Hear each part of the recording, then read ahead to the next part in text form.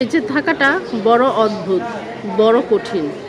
বেঁচে থাকার জন্য, জীবন জীবিকার জন্য মানুষ যে কত রকম কৌশল, কত রকম কাজ, কত রকম পন্থা বেছে নেয়, বিকেলবেলায় বারান্দায় এসে দাঁড়ালেই বোঝা যায়। আসসালামু আলাইকুম সবাইকে, জোবাইদা মালিক বড় আপু, কেমন আছেন সবাই? এই তো পথে প্রান্তরে তেপান্তরে যেদিকে চোখ যাচ্ছে সেদিকেই তাকিয়ে আছি। আর কিভাবে মানুষ জীবন জীবিকা নিয়ে বেঁচে আছে তাই দেখছি। কত রকম মানুষ, হরেক রকম মানুষ, হরেক রকম মানুষের হরেক রকম কাজ।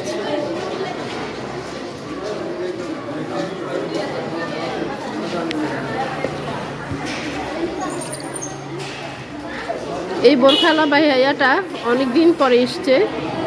ভাইয়াটাকে অনেক দিন দেখিনি, এখন আবার নতুন করে নতুন উদ্যমে ভাইয়া কাজ শুরু করেছে। আর সকাল থেকে কত যে বোরখা বিক্রি হয়েছে তার কোনো ইয়ত্তা নাই। মানুষের ভাগ্যটা আসলে এভাবেই চলে, কখনো কর্মের উপরে, কখনো ভাগ্যের উপরে মানুষ চলছে। আর এদেরকে সব সময় এখানে দেখি তরকারি বিক্রি করছে। আজকে কচু এনেছে। এখানে কি দেখা যাচ্ছে, কাঁচা কাঁচা অনেক টমেটো, এগুলো রান্না করতে মজা লাগে, রান্না করে খেতে মজা লাগে। বেগুন আছে অনেক। এখান থেকে ফারজানা বেগুন এনেছিল, কিন্তু বেগুনগুলো কিছুটা পোকা পোকা পড়েছিল, প্রায় অনেকটুকুই ফেলে দিতে হয়েছে বেগুন। এখন আজকে কত করে বিক্রি করছে বলতে পারি না। হাঁকডাক অবশ্যই দিচ্ছে, আমি বুঝতে পারছি না।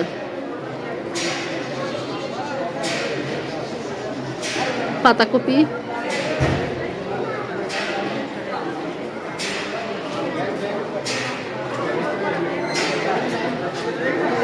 প্রিন্টের বোরখা এবার নিয়ে এসেছে ভাইয়া সবগুলো।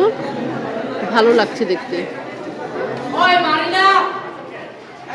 বাবা কি হাঁকডাক ওদের।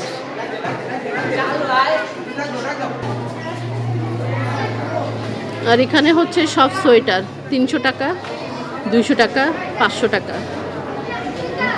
কোন স্কুল ছুটি হলো কে জানে। আর এখন তো সব জায়গায় পরীক্ষা চলছে, পরীক্ষা এখনো শেষ হয়নি। আর ভাইয়া এখানে যে সোয়েটারগুলো বিক্রি করে এগুলো কোয়ালিটি সম্পন্ন। এখান থেকে শাইনি, সুশান, নাহিয়ান কয়েকটা শার্টও নিয়েছিল,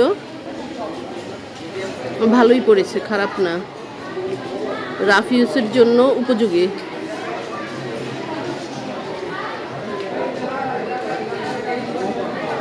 তো এই তো বিকালবেলায় আমি বারান্দায় গাছগুলোতে পানি দিতে এসেছিলাম আর সবার কাজকর্ম দেখছি।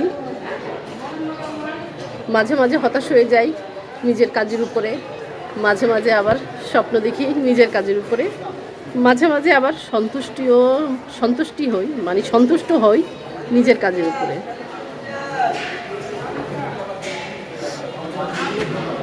এখানে কচু গাছ লাগিয়েছিলাম অনেকগুলো, ভালোই হয়েছে।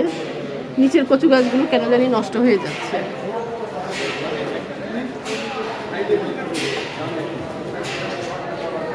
বোরখা বিক্রি করতেছে, আর বোরখাগুলো যে কোয়ালিটি সম্পন্ন তাই ভাইয়া বলতেছে বারবার।